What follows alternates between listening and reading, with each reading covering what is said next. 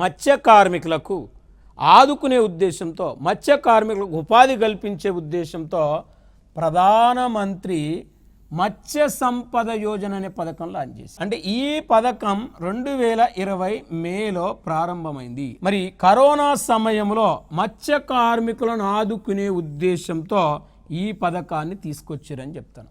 అంటే కరోనా సమయంలో మత్స్య కార్మికులను ఆదుకునే ఉద్దేశంతో తీసుకొచ్చిన పథకమే ప్రధానమంత్రి మత్స్య సంపద యోజన పథకం. మరి ఈ ప్రధానమంత్రి మత్స్య సంపద యోజన పథకం ఆత్మనిర్భర్ భారత్ పథకంలో భాగంగా ఈ పథకాన్ని ప్రారంభించడం జరిగింది.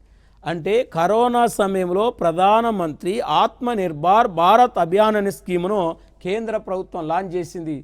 ఆ పథకంలోనే ప్రధానమంత్రి మత్స్య సంపద యోజన అనేది ఆ పథకంలో ఒక భాగంగా చెప్పచ్చు.